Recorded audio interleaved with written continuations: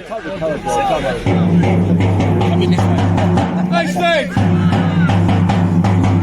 Hastings!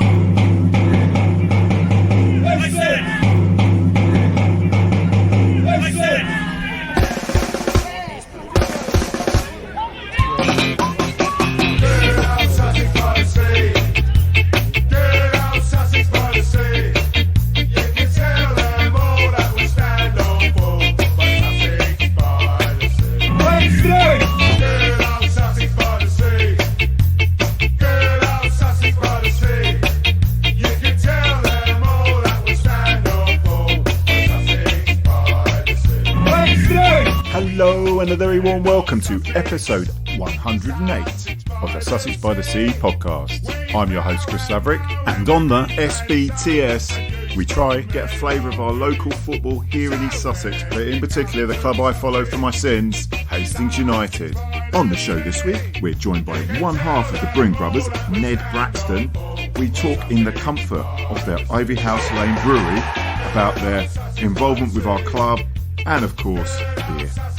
Then we go to the SBTS FAN ROUNDTABLE, where us Hastings fans are joined by that Terry from Margate, Gabs from Enfield and Stan from Lewes. Enjoy, SBTS fans. Now over to Ned Braxton of the Brewing Brothers. Right, it gives me great pleasure to speak with Ned Braxton, not related to Tony unfortunately, who's one of the Brewing Brothers. I'm talking to him now because his wonderful beer has come along to Hastings United. They've just started serving it up. We're going to talk about why he's done that and the future of that, and also the story of the Brewing Brothers. So first of all, Ned, hello, sir. Oh, hello. Lovely to be on the Sussex podcast. by the Sea podcast. Yeah, of course. And he's also given me a beer, so I am already bought off. No shame. Yeah. So first, Ned. You guys have been around for a while, and I'd love you to tell the listeners your story. But first of all, how's your involvement with Hastings come about? So it came about really from when it got bought by the local community. Obviously, I felt like there may have been a bit more choice on what they serve and stuff like that. And I think very luckily, Ben, right, his son, Will, worked with us down at the courtyard. Oh, cool, okay. And I think from that, actually, we had opened up that kind of communication, and it was a great opportunity for us because we've always wanted to do as much as we can with the local community, but it's always quite difficult, kind of going into it and kind of what to do, where to go, and Hastings Football Club just do so much for kids around the area where I grew up. And I was just like, it's a great opportunity for us to maybe kind of get involved with what all the good they're doing. And to be honest, I was never the biggest football fan, and then I saw Hastings United play. Actually, I love football. It's one of those things that kind of got wrapped up in my old world for so long, and I never really watched a lot of sport, but now I kind of can't stop. Are you into it, yeah? I've got all the football shirts, all. Oh, nice. But no, it's been a lot of fun, and then when we went to go watch the Lewes game, last week, couple of weeks ago now, we kind of saw what they were doing with working with kind of local beer. To them would be more abyss, but they've got Only With Love, which is also another local beer. Yeah. And I think Ben had previously seen that, and he had that vision, and it was quite really interesting for us to see it, because it was what can we do with the club, and ideally it makes sense. We're 0.9 of a mile away from the club. Yeah. And to, serve beer there is really quite a cool thing. Well, yeah. I mean, I've got to say, because obviously I like beer, that it's great to see someone local coming in. There's a lot of clubs, particularly at this level and above, that have cottoned on to, decent ale, decent sort of stuff like that, and not just the normal sort of Foster's, Carling. Yeah. And a few people are going to hate me for this shite.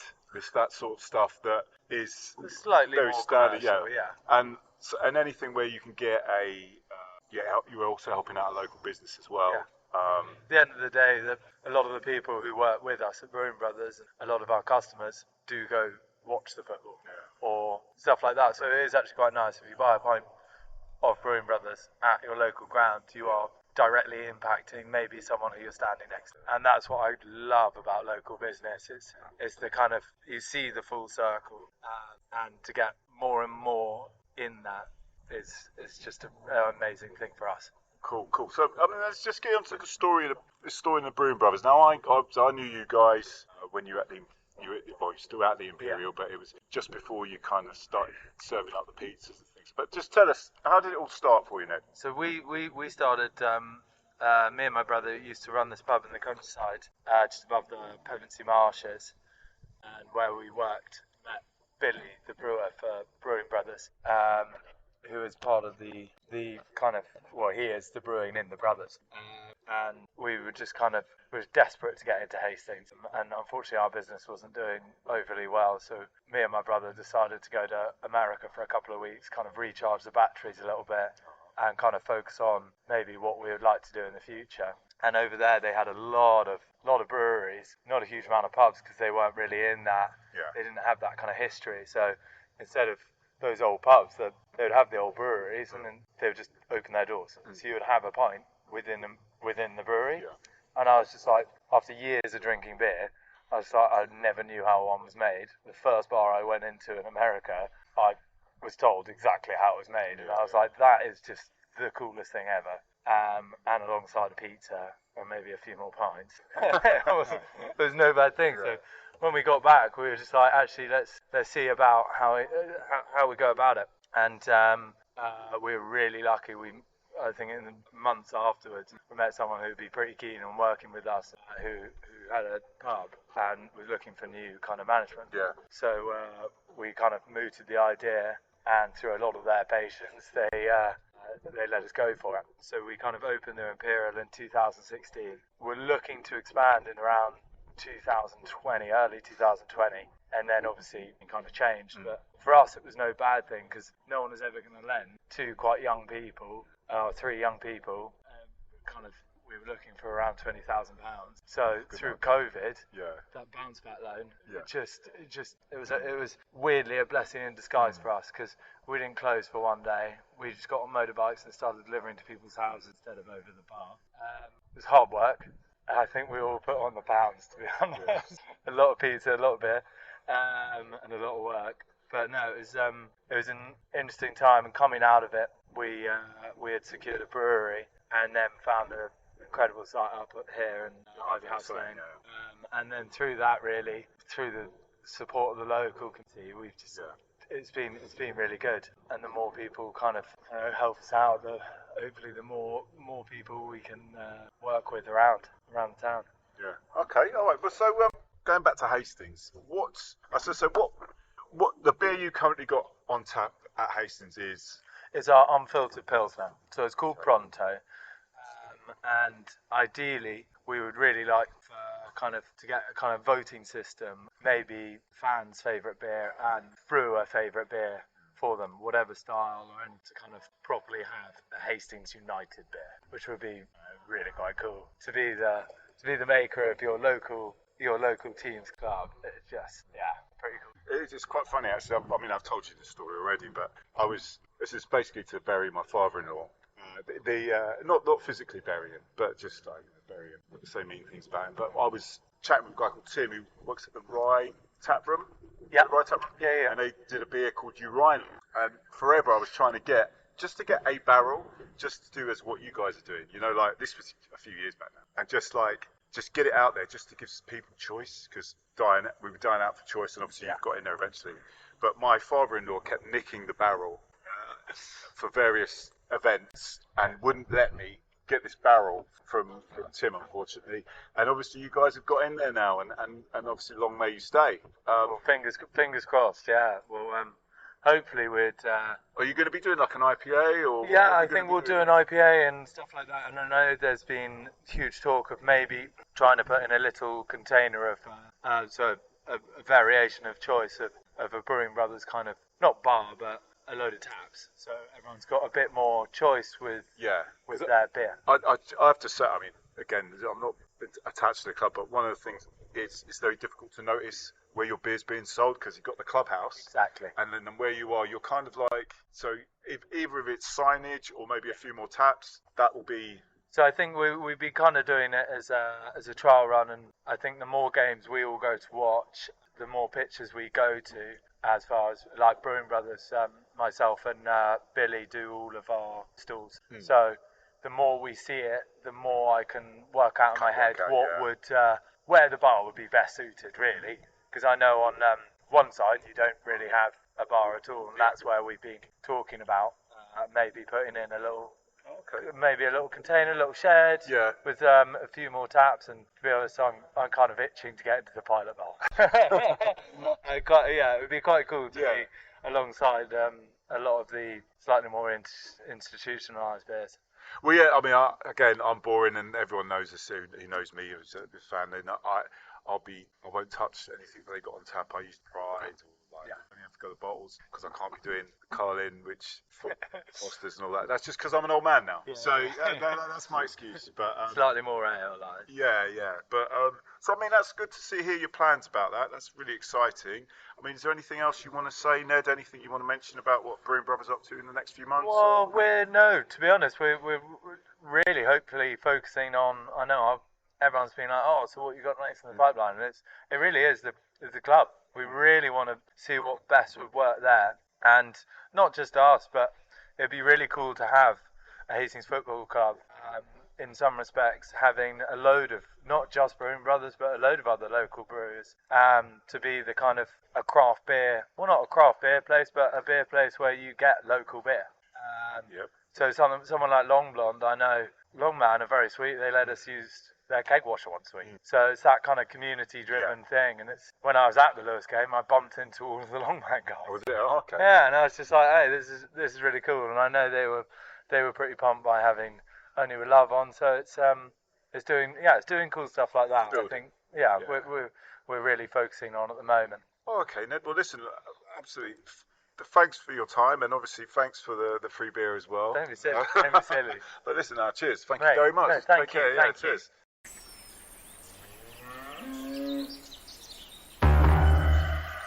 What's the point, my friend? I don't believe in nothing anymore.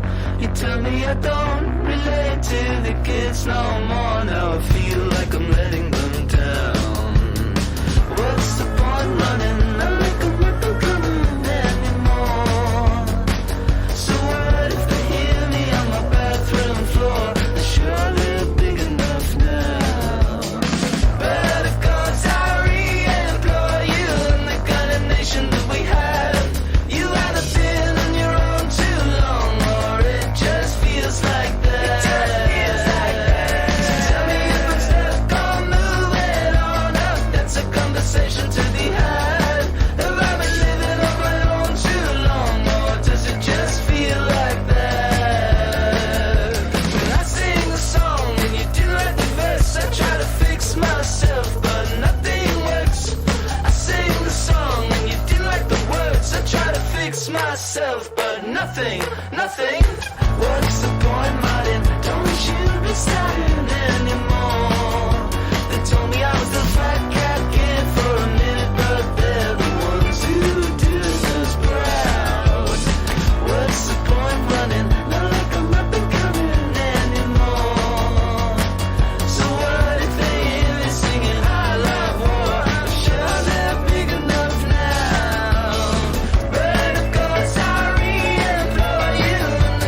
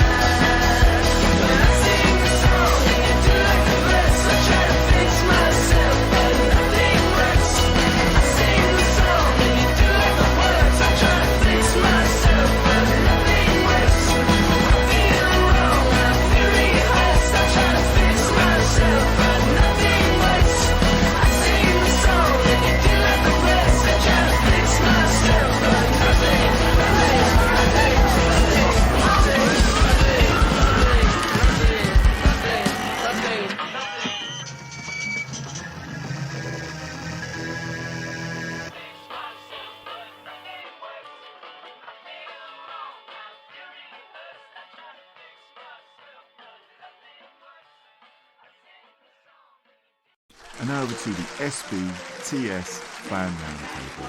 And many thanks to Ian, Ben, Terry, Gabs and Stan for making it happen. Right, it gives me great pleasure to introduce episode 108, God's sake, of the Sussex by the Sea podcast, Fan Roundtable. And as we can see, there's more away fans here than home fans. That's the massive popularity of this podcast to the Hastings faithful. I think it's shown here. We have the wonderful Terry from Margate. Hi, Terry. Hiya. We've got Gabs from Enfield. They're doing reasonably well. We'll talk about that in a minute. And yeah, we certainly are. And we've got Stan here, Stan Lahood from Lewes, who does the wonderful magazine Lewes Clamour on the Lewes and all the stuff that goes on in the dripping pan. So thanks for coming on, Stan. Hello, thank you. Cheers. He's got great hair. For anyone that's listening to this on audio, he's got mad for it hair. It's awesome. And we have a Hastings fan here as well. His name is Ian Grant, Booker Prize novelette reader that we know. It's all over Facebook. He's the intelligent one in the room. Ian, Eddie. how are we feeling? Well, it's not going brilliantly at the moment, is it? Well, we'll get into sure that. We'll get to that. Yeah, we'll get to that. Well, I'll tell you what we usually do is for people that haven't been on before, the first person we go to will be Stan. Stan, please, I'd love you to just tell the listeners or the watchers, just tell us about Lewes Clamour that you do every week for your lovely Lewes FC. Also, and have a little chat. Tell us about how you feel Lewes are doing this season. Okay, yeah. Hi, everybody. So I've been doing Lewes Clamour now for just over a year. It's quite funny because I never really imagined myself doing this sort of thing, but I do enjoy it. But I Sounds it. I wrote a season review 2 seasons ago from Tony Russell's first season of us, and it was my first season going home and away with Lewes regularly with my group of friends, and we had a great time. Like, absolutely loved it, going to places like Margate, Folkestone. Yeah, brilliant times. And Hastings. yeah. Oh, I don't think you're in the league actually at that point. That's true. Yeah. Went up that year. And we got written about a lot, and by Barry Collins, the supporters club, and on social media, people spoke about my group as well, because we all of a sudden these like young group of lads come to Lewes away. So I thought I'd write about it from our perspective, because I thought it's a bit funnier basically, and it kind of just took off. So I just made it a regular thing. Then I started doing videos. So I've been doing match day videos this season, which I've done Bognor away, I've done Kingstonian away. There's probably one more in there as well. Can't remember, but yeah, I wear a GoPro on my chest, and Right. I get all the limbs in action basically, because I want it to be. I don't make a thing about filming and holding a camera. I wear it on my chest because I want to keep it natural, so it's authentic. And yeah, everyone that watches the clips definitely gets that side of it. So I might be doing one this Saturday as we're away to Aldershot in the FA Cup for the first time. We've made the 4th qualifying round for 13 years. So Good luck. round of applause, please, for Lewes, especially from Hastings fans. Oh, you. Yeah, all right.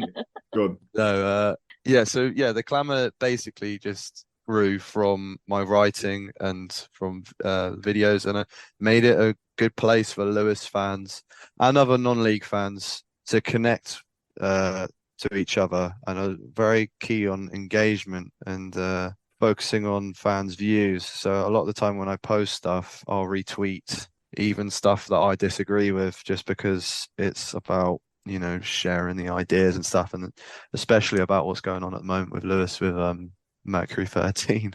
that's another whole other argument to be had. But Well, what out of interest, because I know a little bit about it, but like most other fans are not going to know what is Mercury 13, and I know they're trying to take over some part of the club, maybe just the women's part, or I don't know. What's the deal there? So before I get into this, if anyone from Lewes is watching this, don't go by what I say because I might be wrong because there's so much to Oh this. dear. Okay. So I don't want to just give out any, false information. Your opinion, just your opinion. That's all. So Mercury 13 is a business group of Shady. I can't remember the name of the main person, Victoire. I can't remember her Hang surname. on, Victoire. Yeah, Okay. I think that's Okay. it. Enya Luca is one of the people as well. It's a bunch of people. Not Soros. Soros? No, sorry. No. Stop now. But yeah, they're looking to acquire 51% of the women's business within Lewes. So you've got separate businesses within the club. They're looking to acquire 51% of the women's. And yeah, so it kind of changes the whole fan ownership model. Yeah, how does that work? So because they're investing 51% into the women's side. The other business, Topco is what it's called, is the rest of the club. So with the men's, it's not really being affected. They will get some financial benefits, but the women's will mainly be getting it, basically, because it's 5.1 million that's coming into the women's side. And then, yeah, bits of it will roll over onto the men's as a result. But there's going to be like developments to the dripping pan, because I don't think they're going to be making back the money via attendances or anything like that. So yeah, not 5.1 million. No, definitely not. So a few seasons, maybe player sales as well. We've got people like Ollie Tanner that we're looking to get, something on return on in the future at some point. Who knows? But Ollie Tanner's playing for Cardiff, by the way, in case anybody didn't know. He's scored a cracking winger. goal. Was it about a month ago, 6 weeks?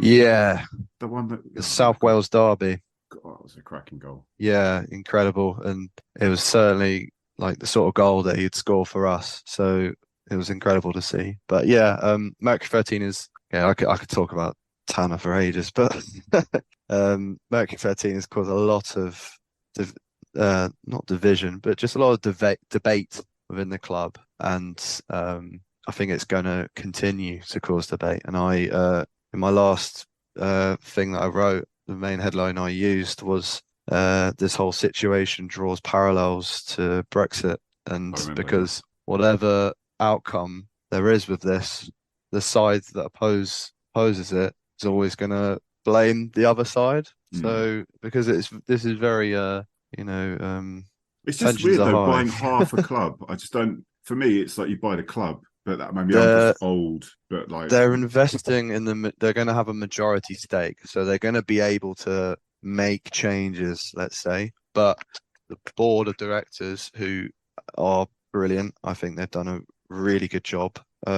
They're doing a very good job to ensure that there's going to be no major changes, like moving the women's to a different stadium, or changing the name, or changing the crest, changing the colours, along with many other things. Also ensuring that Mercury 13 don't sell on their stake to, let's say, the Saudis at some point in a few years if it really starts to blow up. Lots of other things. But they get a lot of criticism for this, and who does Mercury 13? The directors do, because even though quite a lot of people are saying they've done a very good job, there's also a lot of very angry people about this decision. But there's also a lot of these fans that were saying that we needed this investment a while ago. So this is why, when the investment comes in, they're saying no, got to keep it the same. But it's everyone's going to have opinions, and I don't disagree with any of the the diehard fans that are really against this at all, which is why I'm very much on the fence, because I really don't know what the right move in all of this is. So I'll just look at the positives and negatives of it. But I've got to make the vote soon. All Lewes owners have to make the vote. I think next week. Get splinters forever. Can't get splinters forever, Stan. Exactly. So I've got to decide, but. Yeah, we'll see what happens. It's exciting times, that's for sure. It's definitely exciting. That's the thing. I mean, it's with money comes what they want to do, and so I mean, that's ridiculous. I mean, most people can jump up and down if they know that their club's getting an investment of 5 million. Mm. I mean, it's silly and it's lottery money, but Yeah, it's a lot. And the thing is that a lot of people at the fans forum recently were saying, we can't have this sort of money at a non-league club, but this isn't going into the non-league club. This is going into the women's that are a championship club. It's a whole different situation, So, it's just can't really compare the two. So, I guess we'll just see what happens. I think it's probably once it's all written down on paper what this is actually, because at the moment it seems a little bit kind of out, vague. The club have done a very good job of putting out last couple of days. Barry Collins, who does the comms at the supporters club, who also writes match reports, very good match reports. He released positives and negatives of each scenario. So if we go with the investment or if we don't go with the investment, and it tries to lay it out as much as it can, basically. So it's not a done deal. No. Well, it's up to the owners to vote on it. And interestingly, at the town hall meeting about a month ago, they said even with a majority, it's going to have to be a significant majority for the owners, for the directors to not go ahead of it. But then they changed their minds so that if there is a small majority, they won't go ahead of it, basically. Okay. So And when is the vote? I don't know the date off the top of my head, but I think it's next week. So soon, it could be tomorrow, it could be in a few days. I need to check, but I'm pretty sure it's next week.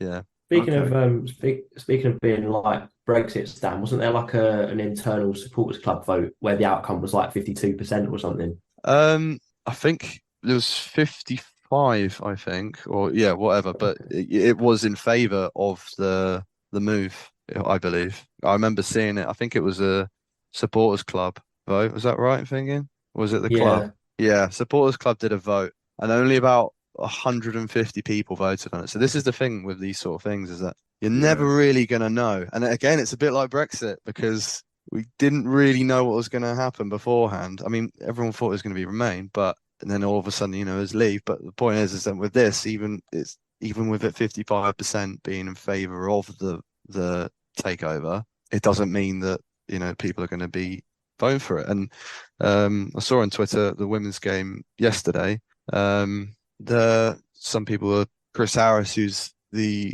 runs the old fanzine, and he's on Twitter as well. He's apparently spoke to a lot of people, and they said a lot of people are against it. So again, we'll see what happens on the day. Surprised that the directors had to pivot though, from the sounds of it, from sort of requiring an overwhelming majority one way or the other. That does surprise me, especially because there's such an ethos at Lewes. I would have thought of direct democracy. Well, this is the thing. It might have just been a mistake, because it was a huge meeting and it was just one director saying, only if it's a significant majority will we reject this. I might need to just, again, have a look over and see what they're actually saying, but I'm pretty sure now that it's 50+% that it's binding. But guess we'll see. Right, and enough of that. Talk about Lewes this season. Yeah, great. This is more enjoyable for me. So we've got pretty much a brand new team. Joe Taylor left a week before the start of the season, which was a big shock. Big shock. I woke up the day of the week before the start of the season. I was going to Watford away, and Joe Taylor texted me to say that he was leaving. So my whole day was ruined already. So dreadful. But we've got Tommy Wooden instead, and he's battling his heart out, and he's not going to match the same amount of goals as JT, but I really like him, and a lot of other fans do as well. But we've got key players from last season still, like Ryan Gondo, but he's out for the next few months, so that's a big loss. But yeah, we've got a lot of new players.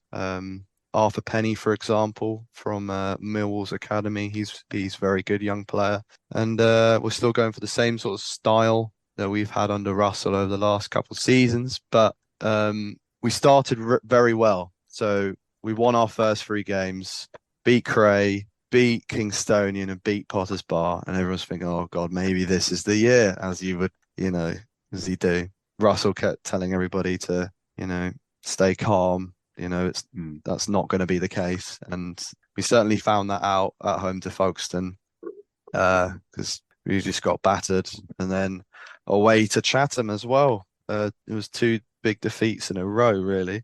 And then we found out what was going wrong with the team. So before that, we drew to Bognor, and then we drew to someone else. So we went 4 games without a win, and then it starts to, pick up a bit. But we changed the team around. Alfie Egan, who was club captain, got moved to the bench. Same with our other experienced head, Kieran Murta. 2 big players to the team, 2 players that started well, moved to the bench and won't be playing for us again. Well, they might do, but in fact, no, they might do, but they're on the bench now, as in because they're not going to get back into this team now with how we're playing. So we've moved Penny, our centre back, into CDM, and we've got. You played Football Manager a bit. Yeah, I used to, but I don't have the time for that these days. But who else is in middle? Bradley Pritchard, I don't know how old he is, but another experienced player, and his form has been incredible since coming back into the team. He was very much like a reserve player.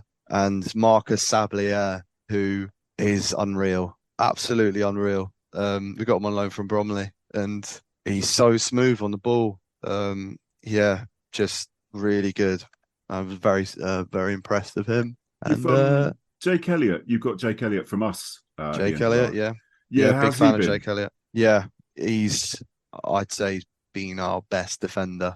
I'd go as far as say that. I think he's been really good. We've got him at centre back now, and he's been even better. I think that's one of the reasons why that was one of the other things we changed. Russell changed around when form started to go downhill. We got Ronnie Vince and Jake Elliott at centre back. Elliott's just incredible. I think Hastings. Well, how do I say it? They shouldn't have. He shouldn't have left them, basically, because I think he's quality. It's a shame that you don't have him anymore. And he's got a really good goal against you lot as well. Right, we don't need Ramasic. Kick him off. Well, that's the other thing as well. I forgot to say in all that form is that we bounced back from the winless run with a 3-1 win against Hastings. So that was you were on a run of really 4 good. defeats, and then you beat us 3-1. So look at this charity we give. The thing is, that was the first game for a very long time I went into thinking we've got no chance here.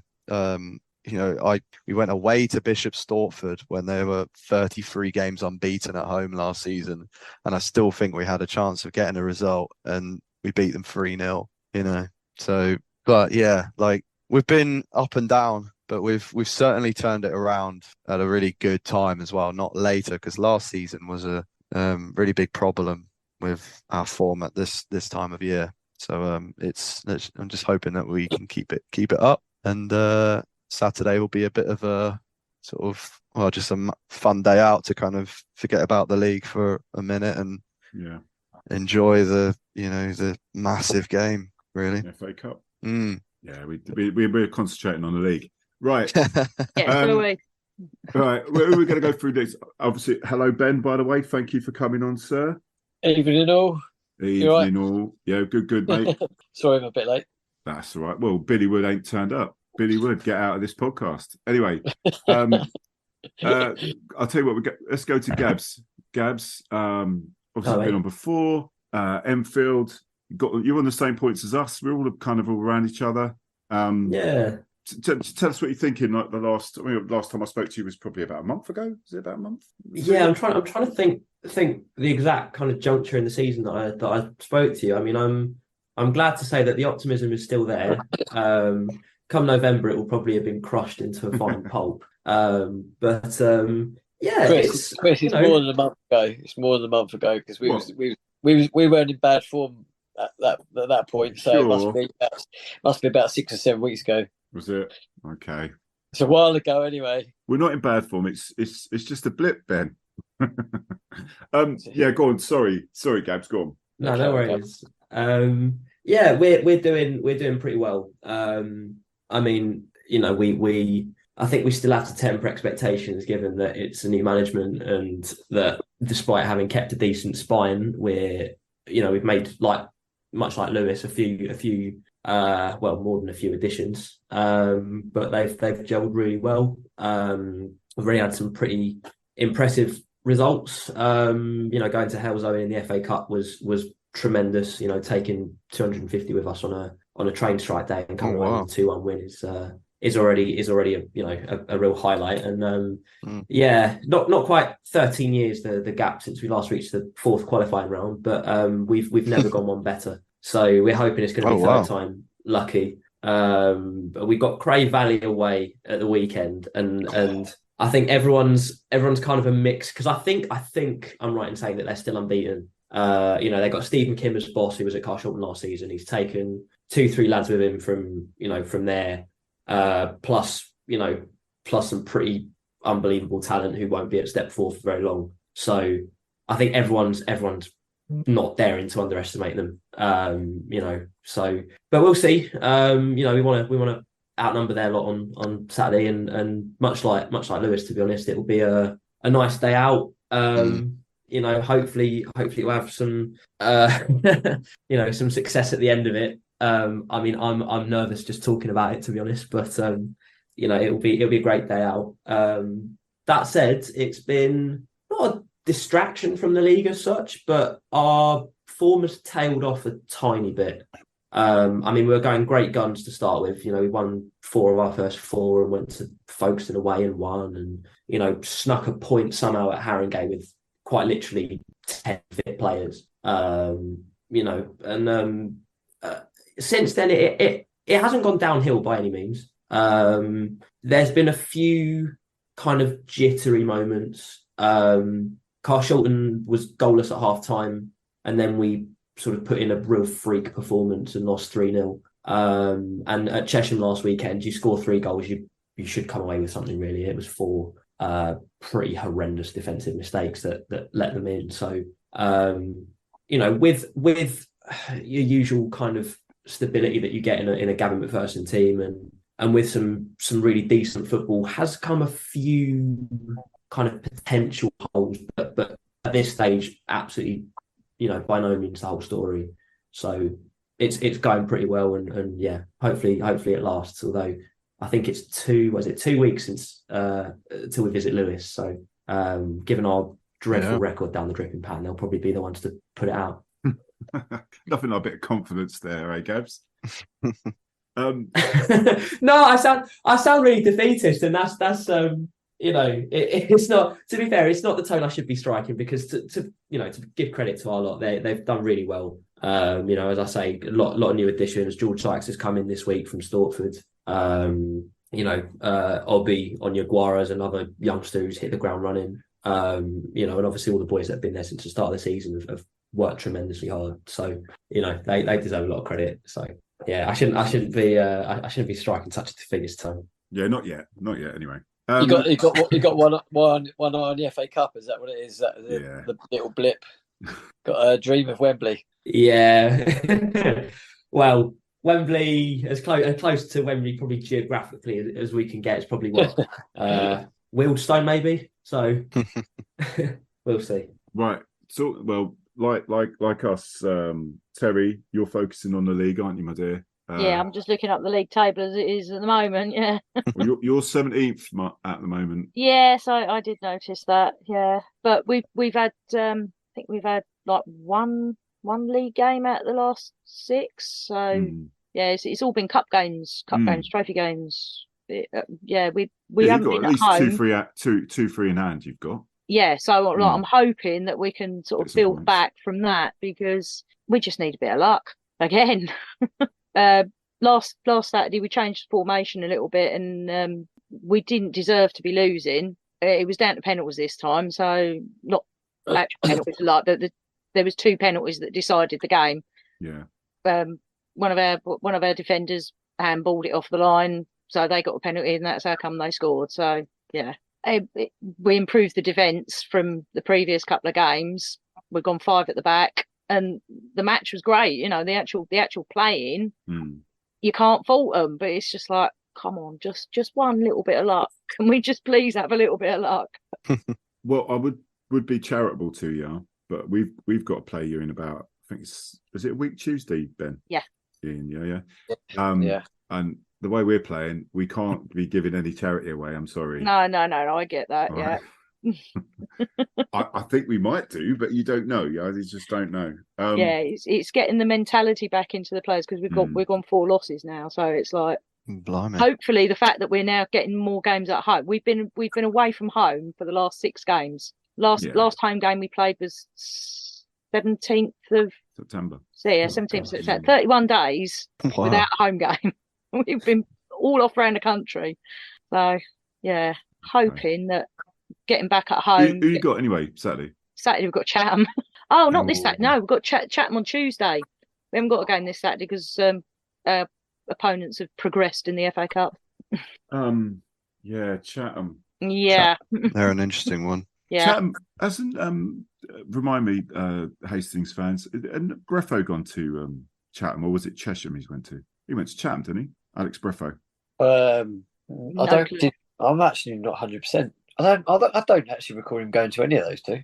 No, I think he has done. He wasn't one of the pack that went to Whitehawk, was he? No, he definitely didn't get there. No, that would have made me cry even more. If the whole team went to Whitehawk. Jesus. Well, I'm just going to quickly check, just for the purposes of. Quickly. Yeah, quickly. I know. There was rumours of a couple of clubs, but I can't remember where he ended up in the end. Oh, look. Silly. Chatham. So I should just trust in my own. Yeah, you should trust Good knowledge. Yeah, good defender, very good defender. So, they're a decent outfit. Chatham, yeah, they've got Matty Bodkin's still playing for him, and he's I think he's just turned 40. The man's a machine. He can still carry on. Honestly, you wouldn't think it looking at him. I thought they were decent. Scoring. I don't think they're going to win the league, though. I don't know if they're not top, are they anymore? It's Hornchurch. Hornchurch. They're second. They were, when we played them, it was a very, well, actually, come to think of it, the only reason we didn't lose by more than 3-0 was because of Nathan Harvey, but our goalkeeper, actually, he deserves a mention from earlier. He's been outstanding. Gillingham signed him from us and then loaned him back to us. But yeah, Chatham, Nathan Harvey played for Chatham last season and scored a goal for them from a goal kick, I believe. But Chatham, they were strange because even though they had loads of clear-cut chances from us that we gifted to them, I didn't think they were, really real good side. They weren't like the Worthing of a couple seasons ago or as solid as Bishop Stortford last season. Defensively sound, but then again, I'm sure some Chatham fans would be happy to disagree with me. And also, that's only one game, so yeah. Was that at Chatham? Was it? It was, yes, yeah. They just seem to blow really, really, really hot or cold. I think they dispense with you lot. I can't remember who else I think they went to. Didn't they go to Folkestone and take them apart? Yeah. And then suffered consecutive 5-1 defeats at home, which is unheard of. To Craig, I think Joe Taylor's on the score sheet for Ramsgate on one of the games, and and then Craig, I think that was their first win. Might even have been their first goals. So it's it's a crazy run. I think I don't know. I can't really predict. I don't think anyone can predict, obviously, with certainty where they'll end up. But they seem this league's just crazy league, isn't it? Yeah, it's you look at it and you go, oh yeah, and then when it comes to the day, it's just like, okay. It's going to be Hornchurch's year, though. I have to say, it's they're been about coming. due, aren't they? It's been coming. They've been on for the last 10 years or so. Hornchurch have been due to go up. Last 2 playoff finals. Yeah, they were the favourite, and they were on home soil. The first one they shouldn't have even got there. Yeah.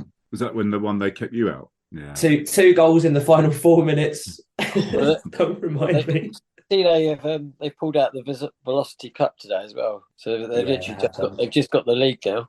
They pulled out. Yeah, they've just gone. Yeah, no, we don't want to bother with that then. Keith Wareham. Huge budget too.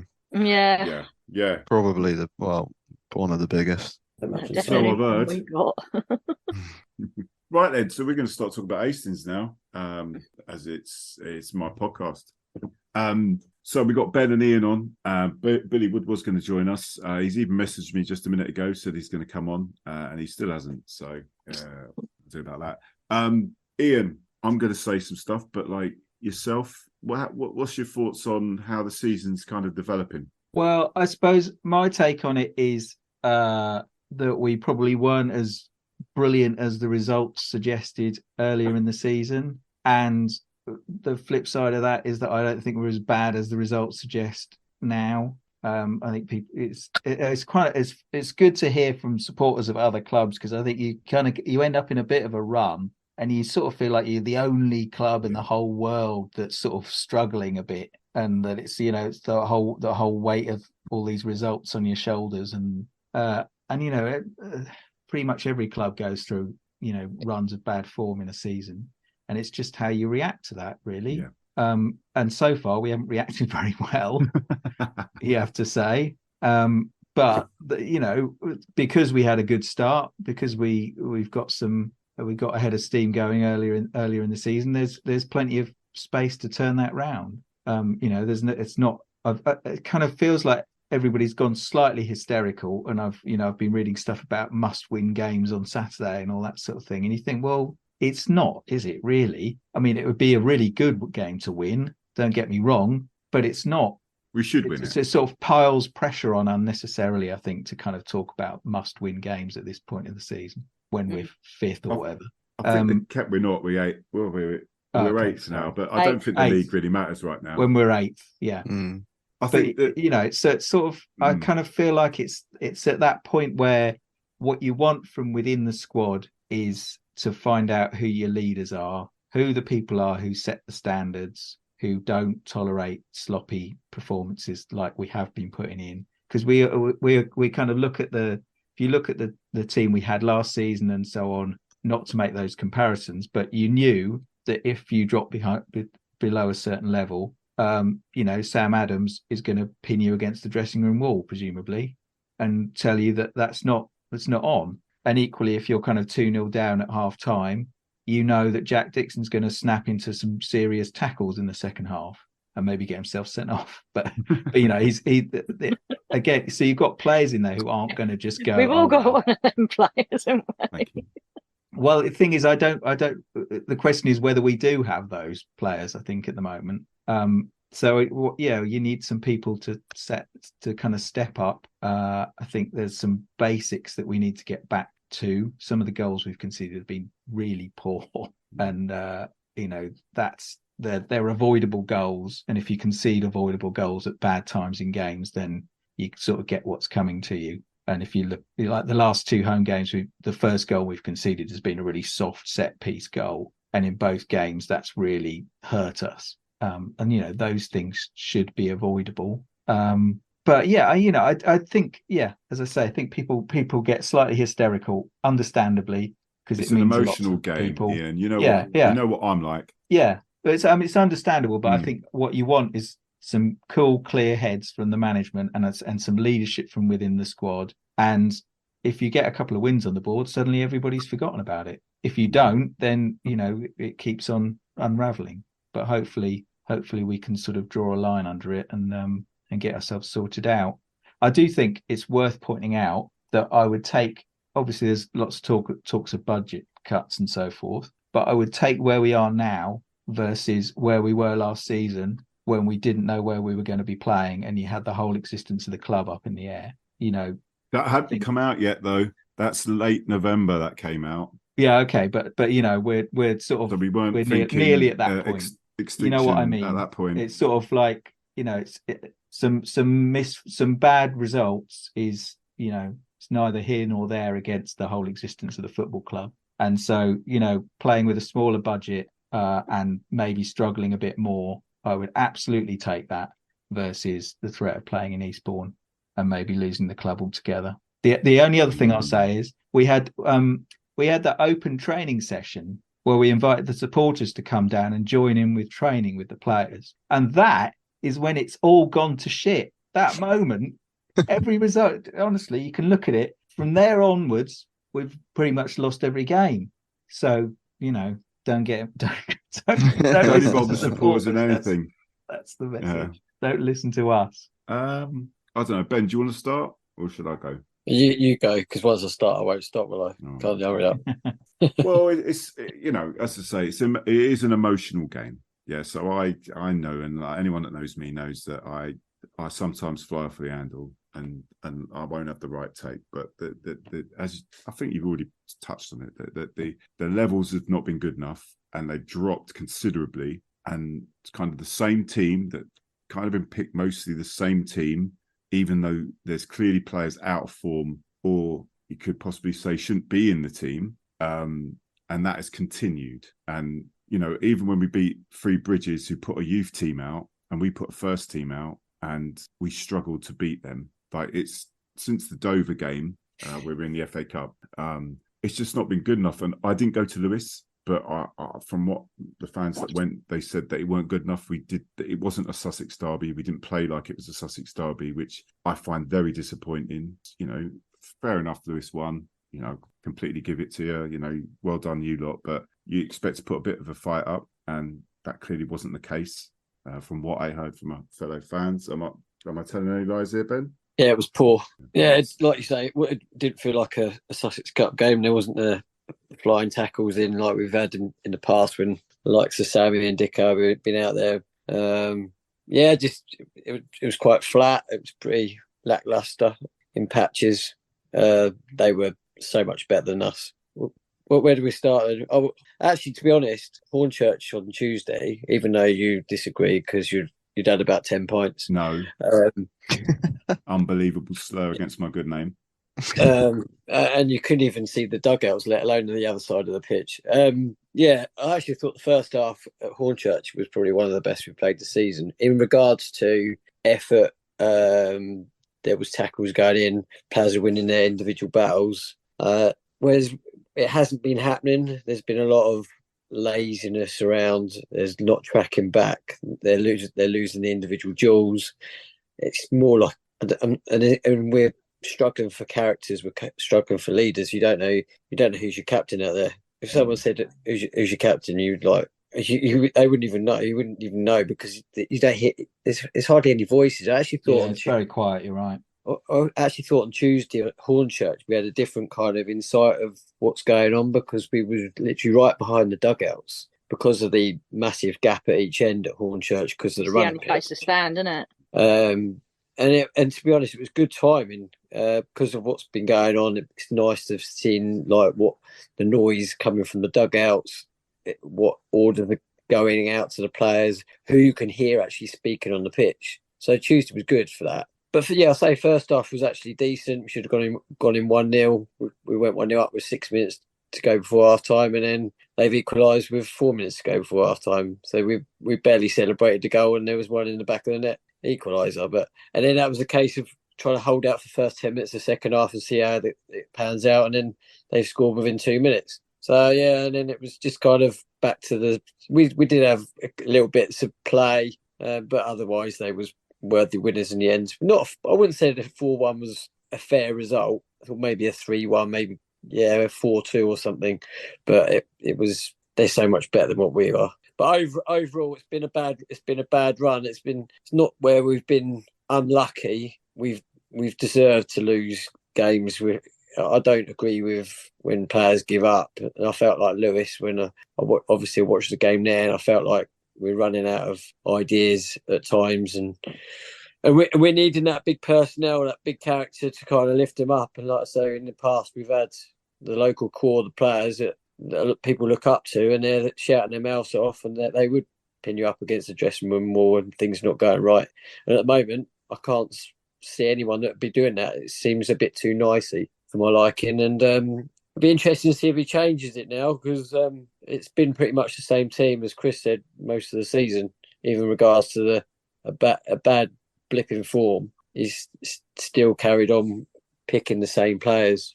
It's a bit of a worry, really, but we'll see what happens on Saturday. Yeah, I mean, Wingate's very winnable. They're not a particularly great team. It's just got to get out of this mindset. Just raise our game. You know, just it's there for you if you want it. Do you know what I mean? And I think you guys obviously that are not Hastings fans, you might not understand. It's just like we've been spoilt, particularly last 6-7 years, where there's certain things that were always done. Yeah, and we might get beat, but we never put in half an effort. I mean, it was always 110%. And just the lack of that for the last 9-10 games. I mean, I might be getting that wrong. It's only a few. I mean, I would definitely say the first half against Kingstonian last week? It was last week, wasn't it? That's the worst I've seen for a very long time. It was just so flat, so kind of just flat. I mean, there was nothing there really. And that's is there any risk of a relegation battle? I hope not, because we're going to get 3 points on Saturday. I mean, they need to back their ideas up, you know, and maybe some of that happened against Hornchurch. I'm not as confident about that as Ben is. And you know, you could say yes, I did partake in a few ales, but I felt we woke Hornchurch up, and they put us to the sword fairly easily. I felt. I know we don't agree on that one, Ben, but. I think we played all right first half considering how it has been, and it was a good side we did do it against, because you think we'd woke them up, but I actually thought we didn't allow them to play. We did get our foot in. We did go toe to toe at times, and we did look dangerous, especially down the flanks. John Ufer, good player. John Ufer, really good player. But yeah, I just think. We just want players to step up, not regards to how they're doing on the pitch. I just think we just need those characters around them.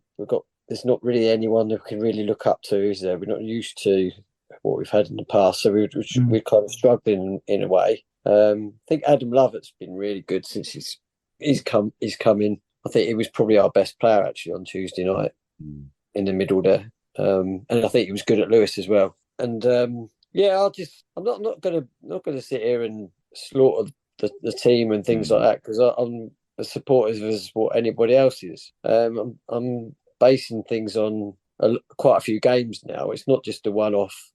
Couple of 2 or 3 games. It's performances haven't been there since. I mean, even Haringey, when we won it in two goals in injury time to win it.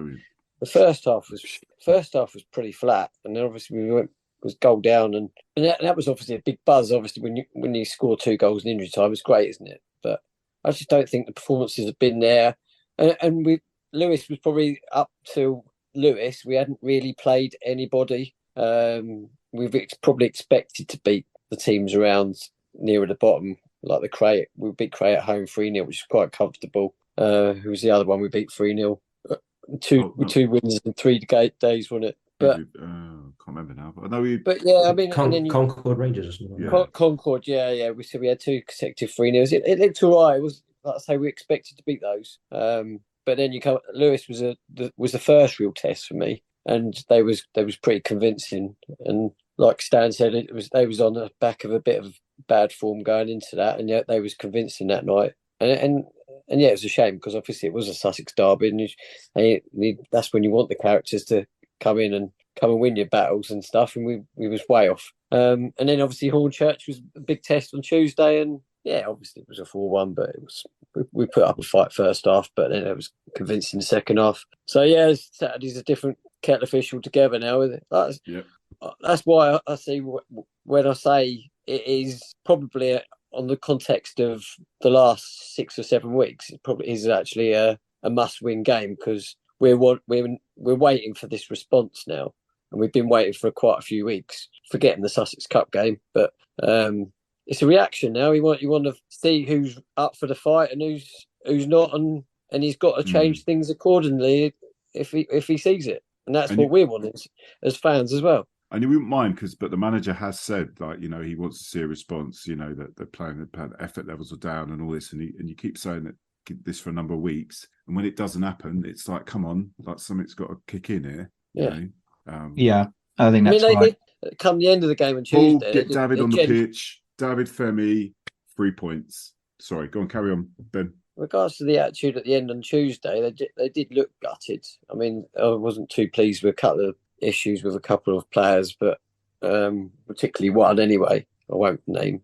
We know who it is, and we're not going to. I say we're not going to come up on the as a slaughter. So, but it's just it felt a bit half-hearted regards to like they appreciate. I'm quite a one of. I'm not. I don't like the high fives and stuff and things like that. I expect that maybe on a big win and things like that. I don't need to see it every game. I just got quite an applause from a distance and go and do your warm down sort of thing. And then, but it just seemed they come over. It was a bit half-hearted, a bit gutted, and just get on with it. Roll your sleeves up and get on with it next game. The reaction's key now. Yeah. And Saturday it is a big game. Saturday is a big game. I think it could be not. I'm not going to say make or break and things like that. I don't think about things like that. But I think it's in the context of the last 6 or 7 weeks. I think Saturday's huge. We need to put a performance in, don't we? Basically. Yeah, there's been a lot. There needs to be a performance. Needs to be a response.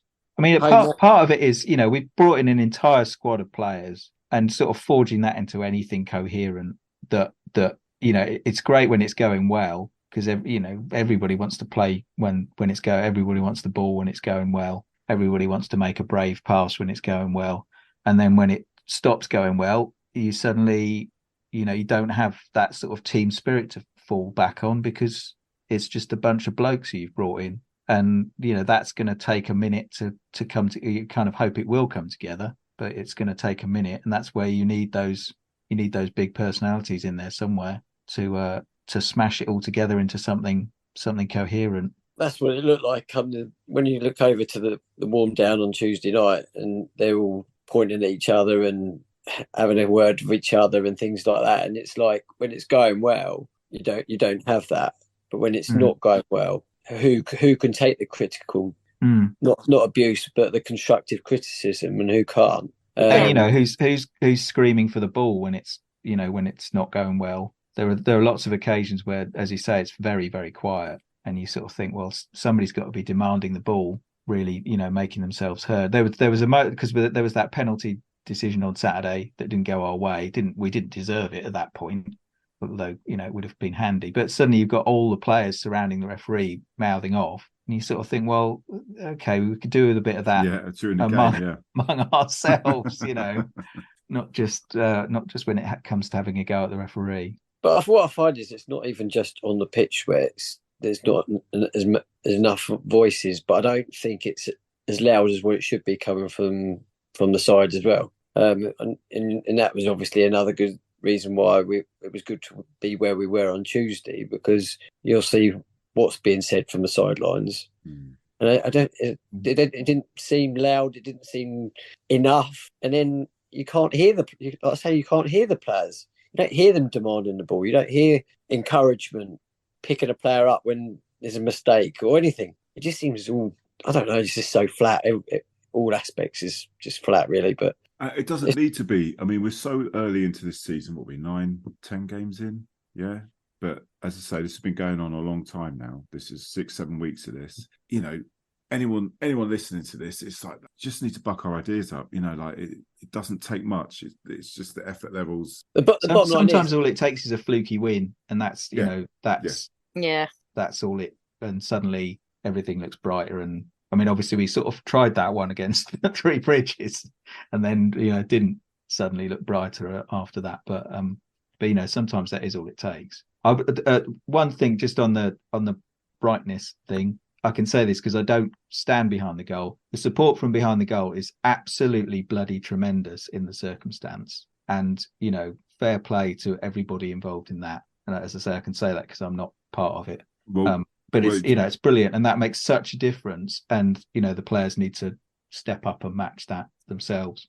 Exactly, Ian. But you won't see any of those fans because you only see the one bloke, right? And his name's Ben Bennett. He's got a deal with Scott White, the photographer at Hastings, yeah. So any picture, it's always got Ben Bennett at the front of it, yeah. There's George, there's Joe, there's Nick, there's Ricky, there's Terry, there's loads of people. Howie, and they can't get a word in. Maybe you should all get masks made. Oh my God, Ben Bennett masks, yes. Confuse Scott White. What will he do? But Ian's right though. At the end of the day, the fans can only do what they can do, and we was loud throughout on Tuesday night, even when it went 3-1, 4-1, even it come near the game. It's absolutely brilliant. When the players left the pitch, we were singing their names, and we're right behind them. But you can only do a certain amount, can't you? Without, and we're going to continuously do that on Saturday again, and then and ongoing from there. But we need reactions from the players to because we can't do any more than what we're doing. Yeah.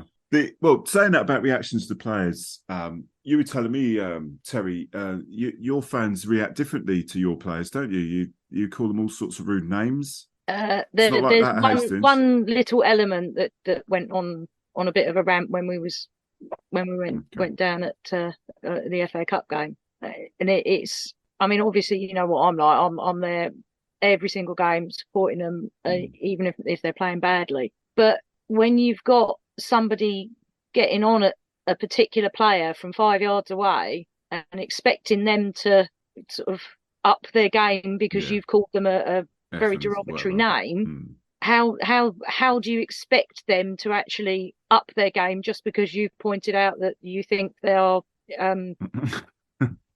how can I put this politely?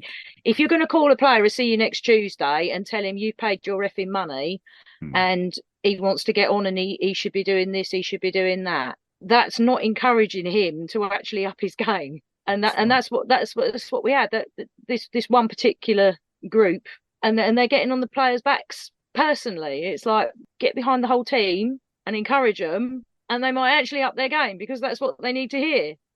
Yeah, it's not constructive. No, I mean it's obviously a natural reality. We had, not to the same extent, but we had obviously similar emotion towards the back end of last season when our form dived off a cliff. But you can't. I mean, what else do you expect to happen? I mean, it always surprises me it happens at our level as well, because the amount of times you'll get players going into the bar, with the fans after a game, and just the embarrassment surely that you'd feel.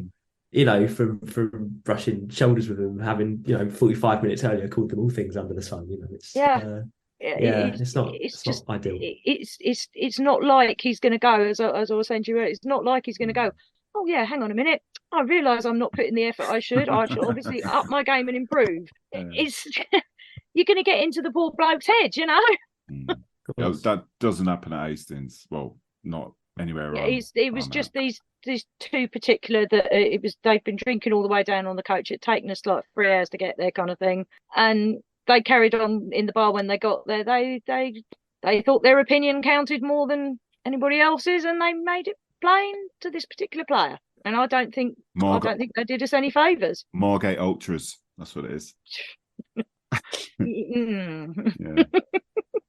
Right in. Anything else we want to talk about here? Besides the fact that don't worry about being the most charitable team in the league, because speaking of Haringey, they've given away, I think, 13 goals past the 80th minute. So if you're ever down in that sense and thinking you're the most charitable team in the league, that will take some beating. Ouch.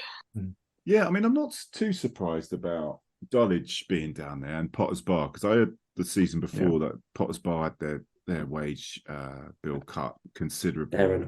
We've just got one of their midfielders. Oh yeah, Riddell, I think his name is. Oh, Riddell Gordon. That's him. Yeah. I never remember their first names. Oh, Gab, you're a font of knowledge, you are, mate. Yeah, Riddell. He because where Monts got injured early in the season, we needed to get another midfielder in. Apparently, they were trying to get hold of this Riddell chap as well. And he's come in and he's looking pretty sprite. So yeah. But I've only had him in for the one game, Yeah, he's not a bad player. They're a weird club though. They've gone through already this season. They've gone through a whole kind of 2-3 squads worth of players. They do good burgers down there, though. They do. My gosh, last few years, their food game, to their credit, as it's really the standards really taken off. So fair play to them. Right. Excellent group therapy session. Well done, everybody. Yeah. Yeah. All right. Okay. Good luck to Enfield and Lewes in the FA Cup, eh? Yeah, absolutely. Yeah. Good luck, guys. Yeah. Cheers, folks. What's the furthest you lot have got then? Because obviously we got to third round proper before. What about you? Just put that in there. Well, we watched highlights of that the other day. This podcast somewhere, don't we? Yeah, we got to get, exactly. We've got to get some sort of dig in.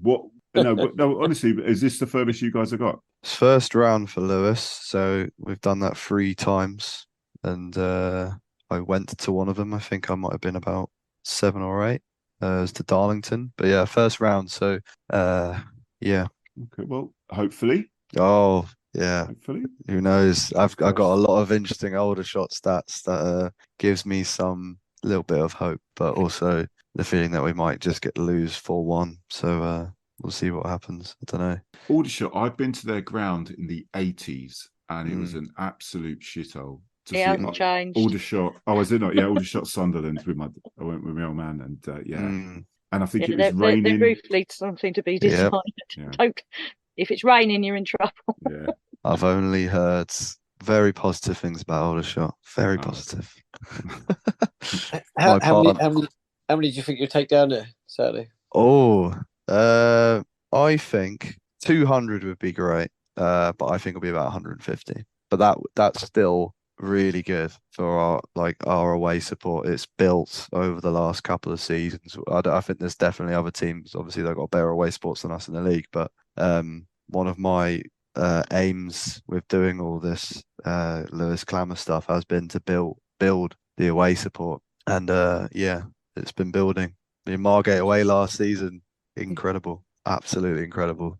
That was like 80 to 90 of us. As the year before was about 20 or 30. So yeah, but yeah, Aldershot will be huge noise, and don't think we can drink in the stands, which is a big shame. That was a bit annoying to find out about that. Yeah, so we've got to be in the bar, but yeah, I just want to be there. I've been thinking about it non-stop all week, and yeah, I can't wait. I cannot wait. I'm sure there'll be a little hip flask tucked in your jacket pocket or something. Oh yeah. Because I'd sport bottles.